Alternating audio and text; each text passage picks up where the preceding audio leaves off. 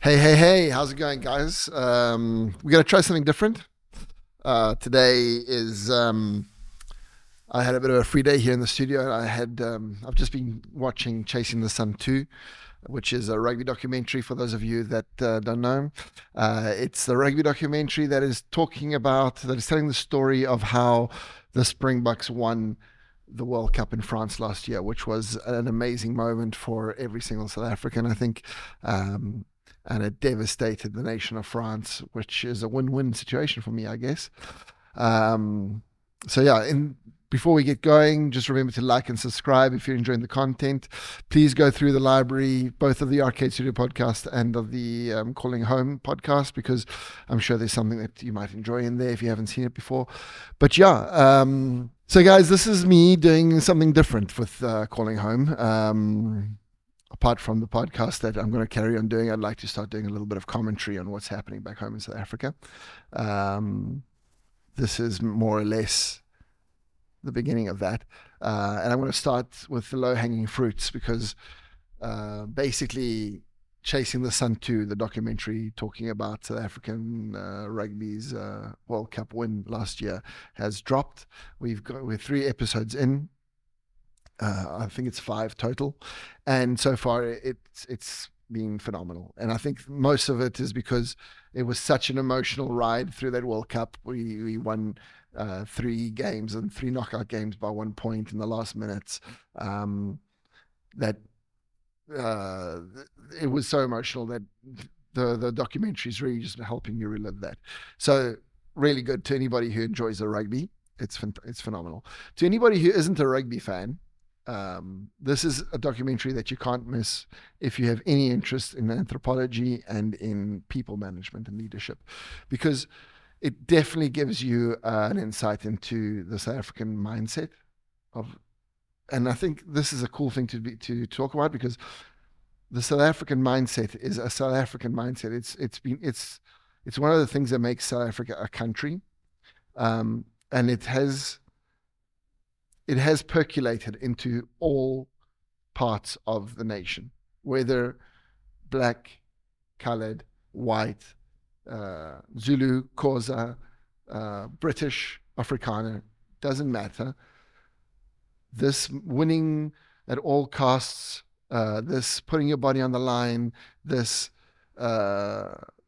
competence of, both of actual physical competence and also mental competence of really studying the opposition and understanding where things can be fixed and can be made better and finding the gaps. That has become, I think, part of the South African psyche. Unfortunately, it isn't part of the South African political psyche yet, but I think it'll come.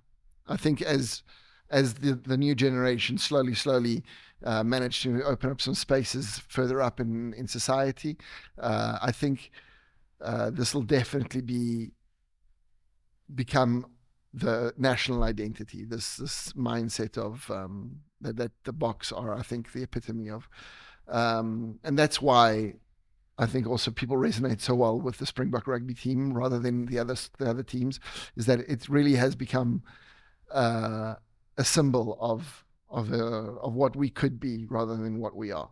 Okay. So anyway, back to the documentary. Fantastic. We get full behind the scenes views of access of all the team meetings, all the practices, all the tactics and the statistics, and the inter-team competition between players, massive players like Dwayne Vermeulen and Eben Etzebeth. We see Siya Kolisi, the greatest captain South Africa has ever had, being washed out by Coach Rassie, because he felt that that is what was needed in that moment in time. And yeah, so from that point of view, you can't fault it. I mean, compared to the Six Nations documentary about the 2023 Six Nations that's on Netflix, chalk and cheese. Like really, the access was way better. We could see really, it felt like you're a fly on the wall in the Chasing the Sun 2. Whereas with the Six Nations, it felt very contrived.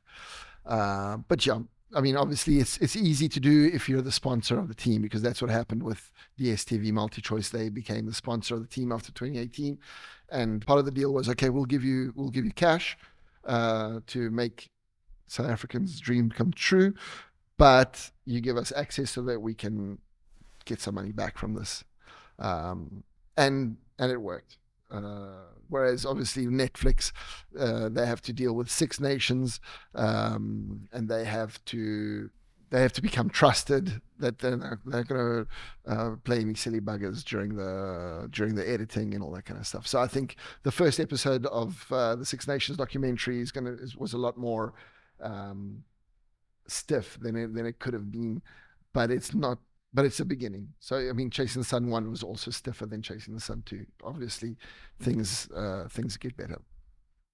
So, yeah, 2 things I've taken out of the documentary mainly. One is when they talk about the genius of Coach Rassie and Ninaba and all the other the technical staff, Felix Jones, Zwandile Stick, that it was, I mean, they planned for everything. It was phenomenal to see, like, the detail that they went into. But when you look at it compared to the results, you understand that rugby, you can really go and study as much as you want. But that's basically now in 2024, 2023, back then, it is the bare minimum, because everybody is doing the studying. And Rassie did try and do a lot of smoke and mirrors, naming the team sheets very late on. But if you looked at the pundits during the World Cup, the team sheets were pretty much spot on almost every single time. It was very rare that somebody got it completely wrong. So I'm sure the French analysts and the English analysts and the New Zealand analysts all had enough material to work on, that they didn't really have to research like completely every single thing. But having said that, the South African team was a slippery bugger to hold down. So for sure, that did help. But still, we won the quarterfinal, semi-final, and the final by 1 point. So from what I take from that, scientifically maybe speaking, is that you have to do all that hard work, because the other teams are also doing all that hard work. And it's not just us that are some sort of genius, and the other people are just sort of sitting still. But hey, we got the wins, we got the W's. The other thing that I'm getting out of it is something that already was in my head after the 2019 World Cup, with all the speaking of how the South African rugby team unites a nation, and how they're doing it for the people back home, not just for themselves. I would love for that fuel that is generated from all the issues that we have in South Africa to not be there anymore. What am I saying? What I'm saying is South African rugby is fueled by the fact that we have so much shit going on back home, with murders, with gang violence, with drugs, with corruption in politics, with just basic load shedding. So the electricity, people don't have electricity for certain parts of the day. The water system is about to crash. We just had massive floods in my home province in KZN a couple of years ago, and the ocean was so full of bacteria that people couldn't swim in the ocean for months. So yeah, so we've got all these issues, and Coach Rassie is genius. He's tapped into that and said to the players, listen, we're not playing because you love playing rugby. We're trying to win because Sipho in Gugulethu has lost his parents to gang violence when he was 3, and he was raised by his grandmother. And the other kid in Johannesburg is living hand to mouth because there's just not enough work, and the electricity system has caused countless businesses to go under. So let's use that. Let's use that as energy to, when you make a tackle, to get up straight away and make another tackle, because you're not tackling for yourself, you're tackling for the country. And kudos to them, they did it. The boys really bought into it. Of course you're going to buy into it.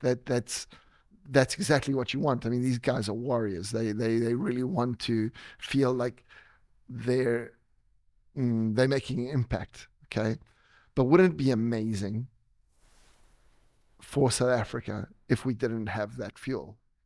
Like, wouldn't it be amazing if these boys, these men, had to just get up and make the next tackle just to make their mom and dad proud, and to, just for their teammates, like all the other teams do.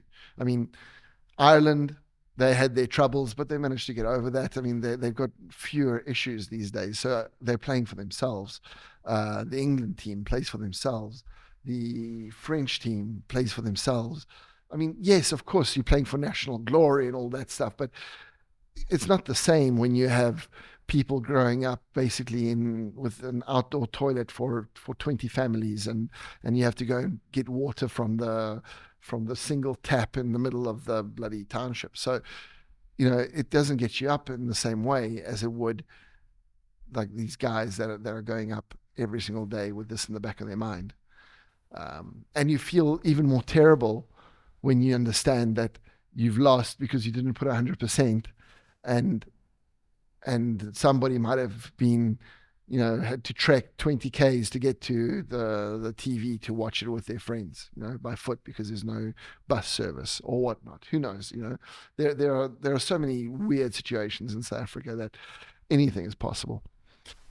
So chasing the sun. So where does that come from? Where chasing the sun is from a speech that Nelson Mandela made, that is basically, he wants every child of Africa, white, black, colored, Indian, wherever they're from, but that they feel that they are African, to have their place in the sun. So that's the reason for the title. And the ideal for that, like chasing the sun, the title itself, it sort of feels like we're not making it. We're not getting to this bloody sun, right? Because winning the World Cup isn't finding our place in the sun. It's still, it's just a step towards it. What I do think is that winning the World Cup with this rugby team that has people from all over the country, that has people from all sorts of walks of life, gives us a city on a hill that we can look towards and be like, okay, this is what this country will look like if we can get our stuff together, if we can get proper leaders at all levels, so on the field and off the field, if we can get people of all shapes, colors, and sizes to work in the same direction, if we can get people that have different ideas of where the country should go, to be able to, if we can lock them in a room and get them to compromise. So that's what that's what this documentary is about. It's not about a team winning a World Cup. It's a blueprint of how to catch the sun. And I think that'll be, if we can make it happen, Chasing the Sun 3 might be pretty boring.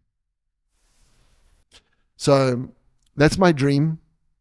I would like Chasing the Sun 3 to not have this, to be less good, basically, because the player pathways have been opened up, and we don't have fantastic players falling through the cracks just because they grew up in the wrong part of the country. And it would be amazing for not to be a murder every Friday night in every 20 minutes. So yeah, that's what I would love Chasing the Sun 3 to be about. The fact, like, where does the motivation come from for their next World Cup win? We'll see. That would mean that we caught the sun finally, and we're not just chasing after it forever.